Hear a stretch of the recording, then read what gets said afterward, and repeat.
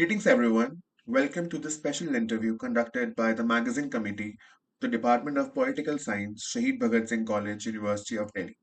Today, we are joined by Srabani Roy Choudhury, who is a professor of Japanese Studies, Center for East Asian Studies, School of International Studies, Jawaharlal Nehru University. She has been awarded Commendation for Promotion of Japanese Studies 2014 2024 by the Ministry of Foreign Affairs, Tokyo, Japan.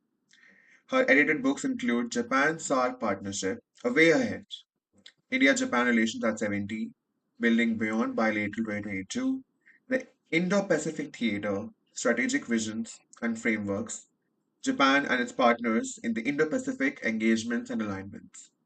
She has been a visiting scholar at the Policy Research Institute, Kobe University, Nagoya University, Keio University, and the University of Navarra. She has served as the chairperson of CEAS JNU and editor of Journal of International Studies, Sage Publications. We are really honored to have you today, ma'am. Thank you. For our discussion today, the topic is India-Japan relations in an evolving world orders. My first question for you, ma'am, would be, with the emergence of Sanae Takaichi as Japan's first woman prime minister, do you interpret this development as a structural turning point in Japan political culture or as an elite level breakthrough within largely unchanged institutional and party dynamics? Thank you for your warm introduction. And it's obviously a pleasure to be addressing younger community especially with respect to Japan, because it is obviously well established point today that in the text, Japan is going to be a very important country as we balance the current disruptive world situation. As far as Takaichi's, you know, coming to power as the first prime minister, a women prime minister, it has layers of signals that has come out from that country today. Obviously, a woman being made a prime minister, if you go back in history, she's been in the reckoning for the last three elections, post Abe itself. Once Abe came away and then Suga became, it was not at that point of time, but definitely during Kishida's time, she had tried to claim a stake in wanting to become prime minister. And we know very well that in October, when LDP won, under Ishiba's leadership, it had a very poor outing. Yeah. Yet it was able to maintain its position, and therefore, when Ishiba was told to step down, and if you go back and look at that point of time, Ishiba stepping down was much more influenced by Koizumi rather than her. At that point of time, when both Koizumi and Takaichi became the contender to become the LDP leader and therefore the Prime Minister of Japan, Takaichi won. So that was basically a party level understanding. Takachi's reason for going this time into a quick election, and it was really a snap election, 14 days time to regroup group and come back, was basically to get a mandate from the people. And with 319 seats, her mandate is very clear. People Mhm. approve of a women thing. So this is one signal that we get. The second signal that we get is that Takaichi is not going to push herself as a woman in Mhm. politics, but rather push herself as a woman who can lead a men's team. And this is probably again influenced by what how Margaret Thatcher, who is supposed to be her heroine, so she's probably following that thing. Why I say this is, if you look at it, a feminist mode of looking at things would look at, one, she's already said she's not a person who approves of women keeping their own surname after they get married to another person Yeah. in marriage. Okay, so something that in India we've sort of agreed to. Many of your professors who are married are continuing to use their maiden name, maiden surname. In Japan, it is still a bone of contention. And in fact, women who have maintained their surname, their maiden surname, often do not therefore have a legal standing of a married couple in Japan. Okay, so but she is not supporting this change. She is rather saying that no, we should stick to the fact that once you get married, you should change your surname to and adopt the husband's surname. Though if you really get deeper into it, there is this clause that the man can also move to a women's household by taking over women's thing. This used to be done in the past, because if a person who's a businessman did not have a man child, they would get the daughter married to a man, and that man would come and inherit this surname and take over the business of that person. So those are their options are there, but essentially it is a way that shows that she's not really playing the feminist card. The third thing that you talked about is very interesting, whether it is going to be a structural change or is it an institutional elite change. Currently, as it stands, it's an institutional elite change. It's a change among the leaders within the LDP, the leading factions, who have agreed that yes, she's a better bet than anyone else. Whether it will have a structural change, it will always become easier. It is something like, when Nadia Comines got 10 on 10 in her gymnastic thing, the scoreboard showed zero because no one anticipated a full 10. So for her to make get a 10 was more difficult Hmm. than later on when gymnasts come to perform. It's similar out here. Now she's broken the glass ceiling. A woman has become. It is quite expected hereafter that Japan would alternatively keep having women who would try to put their hat into the contest. So that is what I think would happen in future. And um, the world has become pretty kind of open to the Japanese women also. So what they previously heard, today they can YouTube see. So they see aggressive women in as CEOs, women in the United Nations, women in UN, women as prime ministers. So you grow up knowing that women can reach, unlike say in the 1950s, 60s and 70s in Japan, when women grew up thinking that they have to become housewives, or they have to pick or choose professions that were very women professions, like being a teacher, being a nurse, not being a doctor.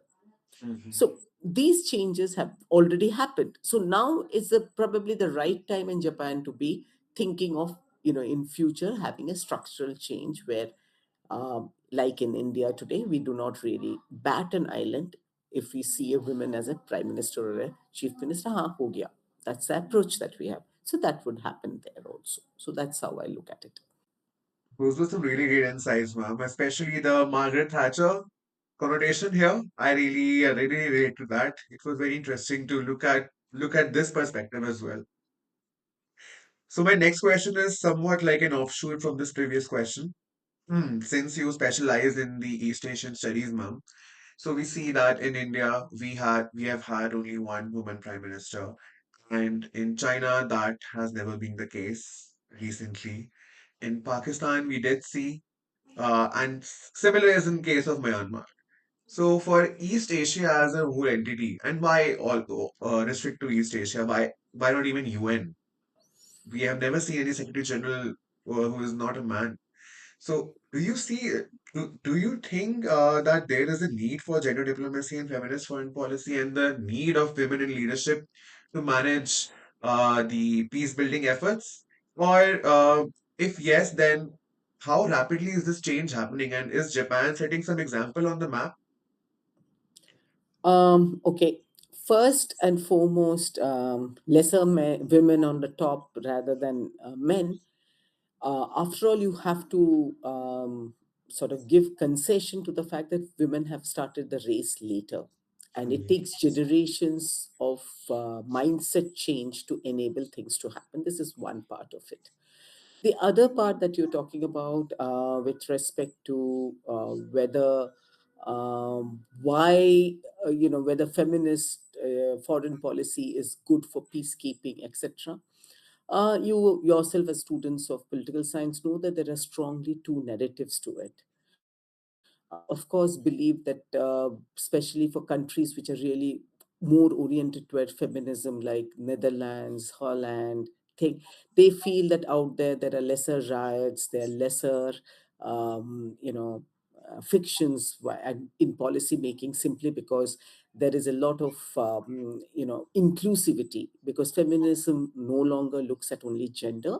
It is inclusivity of people, like People, whether it is yes. LGBT or whether it is marginalized workers, etc. So since that is the, today the platform under which feminism works, it is obviously very looks, hypothetically, not hypothetically, but rather, if you look at it, drawing from what is feminism in foreign policy, we would assume that peace building would be easier through feminist activity, because we are this is actually an anti to the world order of militarism, etc.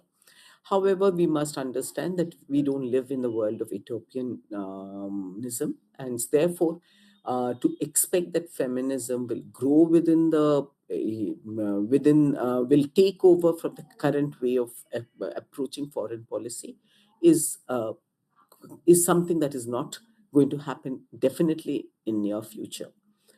What is expected out of more women in high places is the narrative might get attention because there are women out there. So they sort of sympathize or have been faced similar challenges in their way up, and therefore they will try to bring it into the policy making. But one should also remember that women on top doesn't mean that she's in like she has full control of all policy making. She Hmm. would also have to negotiate, and she would negotiate on her strength, and she would definitely negotiate to maintain her stature or her chair. So effectively it would always be a kind of a negotiated move in policy making. But what is definitely seen as part of, if you go back and see, that whenever a woman has been in power, we did see certain kind of social justice being formulated within the framework in each of the countries. So that is something of an indicator. Now, is Japan going to be an example? The Economist carried a full-fledged thing saying that Takaichi is the most powerful woman in today's world. So if you go back and read that entire article, you realize that what they're trying to say basically is that Japan holds a lot of currency because it is an US aligned system. So Japan has will has a much more kind of uh, towards Trump, that they have a way of reaching Trump faster than most of the countries, especially in Asia. Two, because Japan is already in two or three big trade blocs like CPTPP and RCEP, Japan therefore holds a place in the ASEAN trade, if not bigger strategic concerns, and therefore maybe Japan has certain position. But if you look at the fact that technology is going to be today the driving force behind powers in the nation, Japan is powerful, but Japan's technology no longer is the technology. There are contested technologies across, and Japan is probably not up there. Therefore, I personally feel that to think that Japan can be a mover and shaker of the world politics, I will definitely say that's not the case. It will rather be, Japan would always be a country that would direct and then expect more of multilateral activity to happen in the direction to what Japan wants to happen. So it will not be a sole runner in the whole idea of bringing some changes in the world order. That would be some kind of utopia where we all would like to live, ma'am, someday. And I hope that comes to reality very soon. So my next question is, the India and Japan cooperate within the framework of Quadrilateral Security Dialogue. From a conceptual standpoint, should the Quad be understood primarily as a security architecture aimed at balancing China, a normative coalition of maritime democracies, or an emerging platform for economic and technological coordination? Let me begin by the origin of Quad. Origin of Quad goes back to the tsunami of turn of the century, and when the disaster struck the entire Southeast Asia, especially Indonesia. And these countries came together to provide support to these Southeast Asian countries who were devastated by the tsunami. When they did that, it was a germination of the thing that these four countries can come together. When they came up with Quad and they called it strategic dialogue, immediately China not only asserted itself by going forward in the media by calling it as a way of containing China, but it also raised concern even within the United Nations. So it was a strong diplomatic pushback.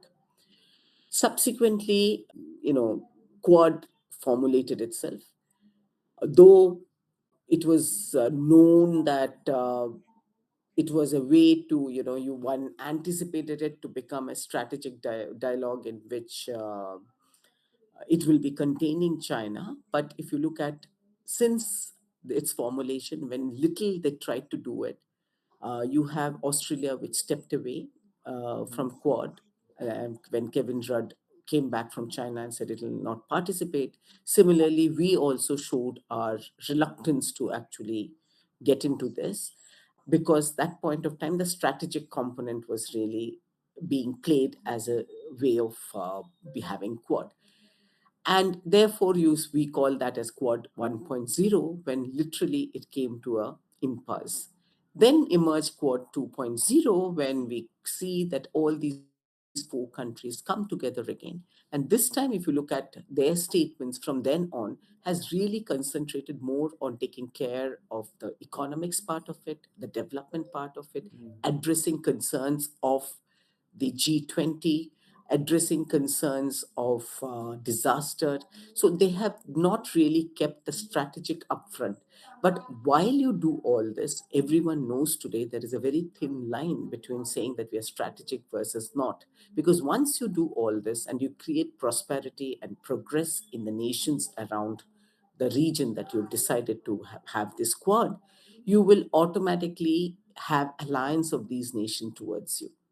So, you would build trust, you would get them to look at the world in your perspective, and therefore negate China's presence in this, because it also has the ideological component, whether it's liberal versus the China's world order system.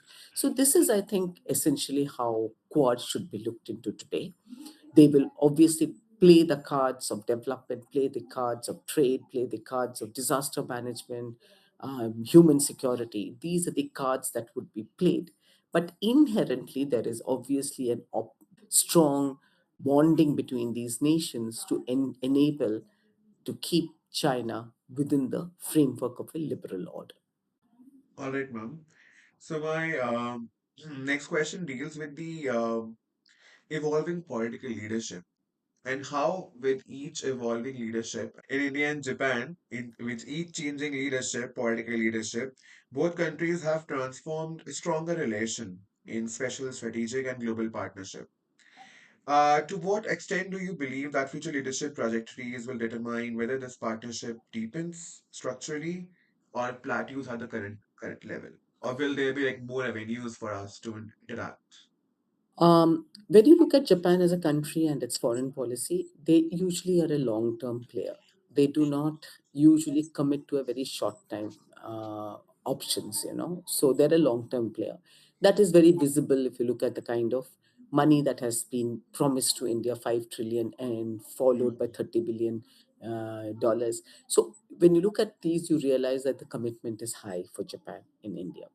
Why is Japan committed to India? Obviously, it started with the economics of it, because were, we had isolated ourselves, and Japan really was the second largest economy, and the Southeast Asian countries really profited from that export-led economy that Japan was.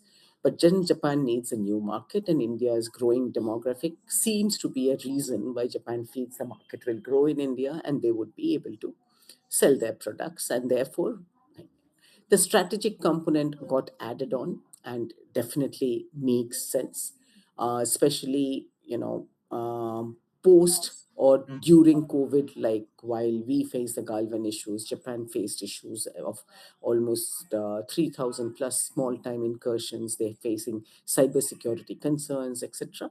So it became much more important for us as well as for Japan to find many platforms to work in. And if you look at how the strategic component is being handled, it is being handled in two ways. One is infrastructure connectivity that Japan is pushing, not only with respect to roads, etc., road, railway, ports, and things, those are physical, but we are also looking at digital connectivity with forms of sea cables, creating more robust space-oriented technological, you know, collaborations. We are looking at using the seas more better for economic purposes.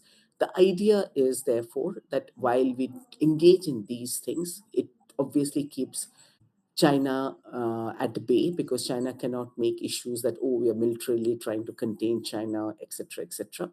Whereas the technological, if we keep improving technologically and become strong technological partners, we have an option of also going to the third country. So, you can form a very good, come together to form very good technology as well as human capabilities, which is where the India strength is. So, and then take it to the third country. So, inherently bringing more and more country into your, vector. So, this is something that India-Japan relationship is, if you look at it today. Will it plateau? I don't think so, because I think for Japan, India is a very important country. And if Asia is the production hub, and if India is growing at the rate that we are growing in our GDP, we would have a stake in that Asian productivity. So Indo-Pacific has sort of receded again. We are back to Asia Pacific, in which I think this time India is entrenched than the past when Asia Pacific was. We were considered to be an outsider to the Asia Pacific story, but now we are in it. So I do not see any way it plateauing. But how it will progress is obviously dependent upon how Japan's own domestic economy will survive the turmoil that it is in. Much of the domestic economy of Japan needs to be corrected if it needs to be find a place for itself. And in that case, it is going if it slows down, then Japan would be not be able to play the kind of really strong role that Japan has played so far. But totally agreed to the point that Japan does have the technology, but it is not the only player in those technologies anymore. I remember reading an article where it was mentioned that some scientists in Japan are trying to make a wooden satellite so that it leaves no ash residue. So that was very intriguing to me to even think about a satellite made of wood. And so partnerships like those with India would be pathbreaking for the entire world, actually. True. There are lots, Japan has just about finished a bamboo initiative Okay. in Northeast India, where it was basically to ensure that you have more sustainable form of utensils, etc., through bamboo, which would obviously therefore biodegrade itself rather than having plastics. It's an initiation, but they are always very concerned now on this aspect as a way of also creating an image for themselves in the world as being much more climate concern, world, environmental concern country. Okay. All right, ma'am.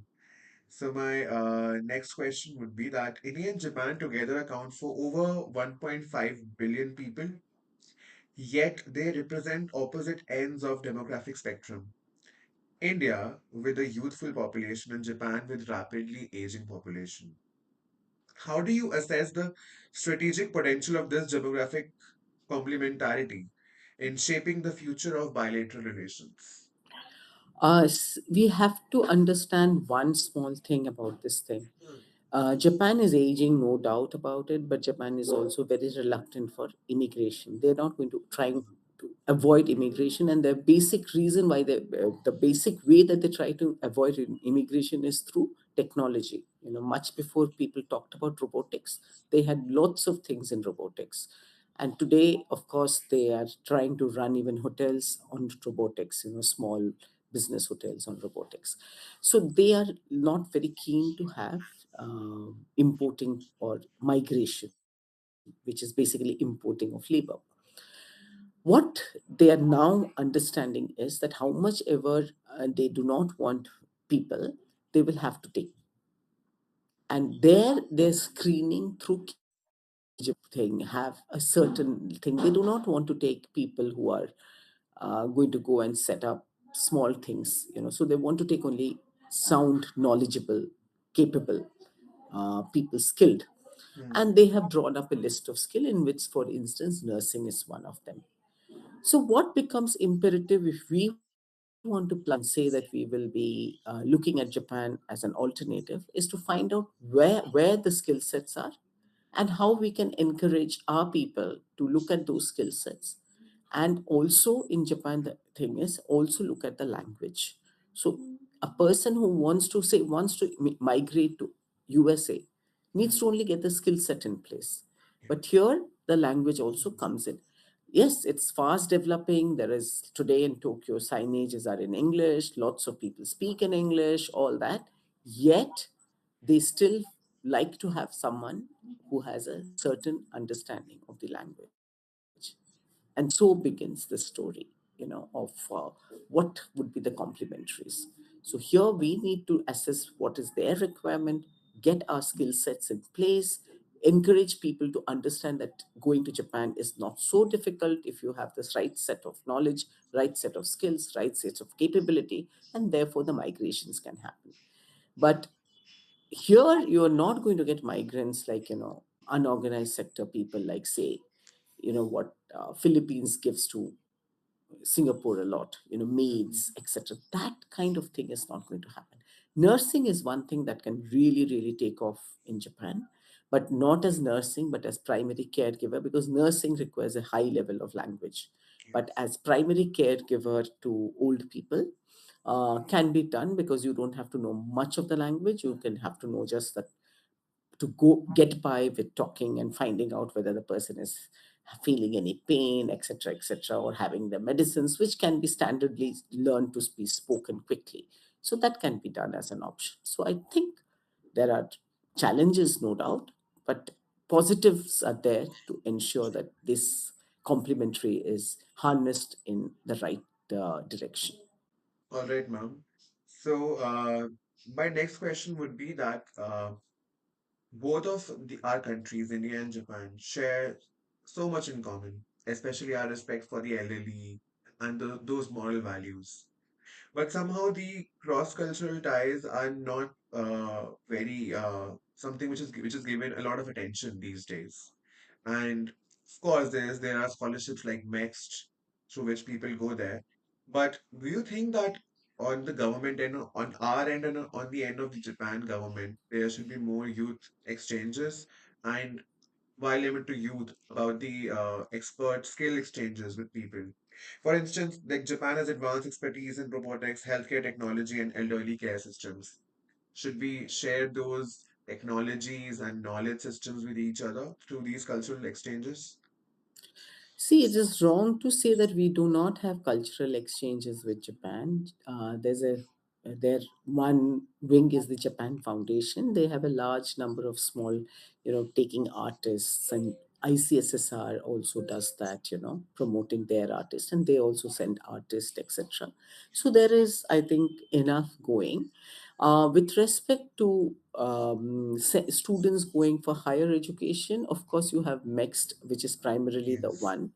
Unfortunately, Japan's system is not like the US system, where each individual university has their own funding and therefore creates scholarships. It is rather always driven by the government of Japan. So there is not that kind of option available, which generally a comparison is made with the US. That kind of option is not available because the system does not have that option. It is more structured as the government which controls the entire national education, especially with respect to foreigners coming in.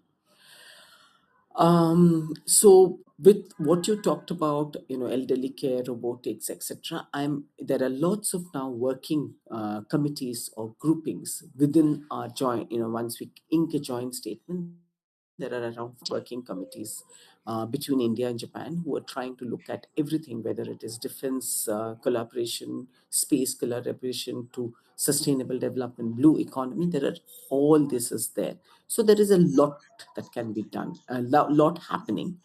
How it progresses is going to be something to watch out for. um, whether cultural exchanges encourage more people to look at Japan, definitely.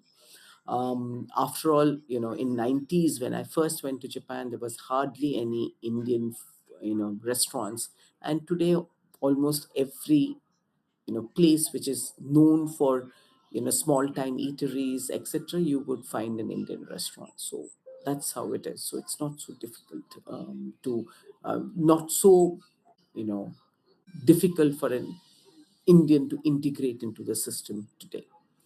But what we should realize is, which is something that I always talk about when you go to the Eastern countries and try to make a living, each country has their own way of functioning.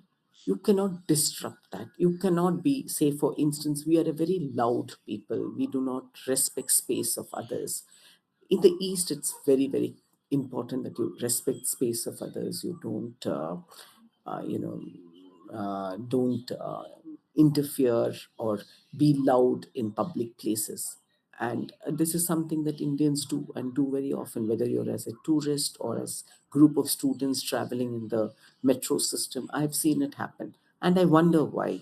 You must realize, when there is no one talking in the train for 20 minutes drive, why is it that you get in and start yakking? I question that. So there is these kind of that approach, that, oh, I've come here, I should show my Indianness, is not what is good. I think you must learn to assimilate with that culture. And these can happen more when you interact with each other. You understand the nuances of why you don't do something in some country, by being more aware of that culture. And that can only happen with more exchanges. And I definitely support these days. Many private universities, I know they have more money, that's why they are doing those summer schools, etc., in various universities. So that is there, that happens. Truly said, ma'am. The cultural assimilation absolutely forms a key part of our learning. And I hope we also get an opportunity to do that, visit Japan someday. So, my last question for the day would be, how should scholars theoretically situate India Japan relations within the evolving Indo Pacific order, the regional order, or if I may say, the world disorder, as many have quoted recently? Are the two countries acting as proactive norm makers, especially when we talk about this region? Or are they primarily strategic responders to what the shifts are there happening in the world politics? Quick take, I do not think we can actually make it into two such distinct thing of saying it's strategic or normative. I think how we have to look at it is that in the disruptive world, what is the disruption? One is, of course, Trump oriented disruption, which is basically going back and saying, dividing the world into two and things. But I think another big disruption, which is the cyber disruption or space, disruption that is happening. So geographically, that is one part of it, but there is one bigger stuff that is happening at the technologically, which is going to be cyber oriented. The cyber orientation, we've already seen how drones are being used, so you can sit in a very safe zone and be at work, war in another place. These are new challenges, because where do you attack? Do you attack a safe zone people area, or you attack the drone oriented, or how do you create a setup? So this is a huge technological turner, disruption that is happening in the sphere of technological disruption. What each country is obviously doing is stock taking, is where is their technology, how is that technology, how, where is it oriented towards what it is. Like, say for instance, there is obviously one round of technology, this is this another set of technology, which is the renewable technology or energy, sector technologies, which are also playing a big game in the, and they're all collaborating or coming together, converging into creating disruptions. In many disruptions, what is definitely needed right now is some kind of new governances. How do you govern these things? And Yes. this is where the norm setting practices would come in. But while but the other side of it is this change in technology has some strategic considerations or implicates strategic moves of countries. And so, therefore, the strategic part would also be looked into. So, the same technology, and technology unfortunately is obviously creating gray areas more than black and white. So you cannot say this is good for the country, you cannot say good civilian technology, but the same technology is quite capable of becoming a strategic technology. If that is what it is, then norm setting on both ends has to happen, or norm setting or governance of global governance of it, like security threats. Today we talk about cyber security. It's a completely new dimension of security, which is so different that the laws, regulations that you had before will never be able to address the needs of this security. And that is where the governance part, so norm setting. But the same thing, hacking, etc., that is happening, and every country is collating data to say that I've been hacked by North Korea. Japan constantly says that North Korea so many times, such China so many times, probably China, but thing.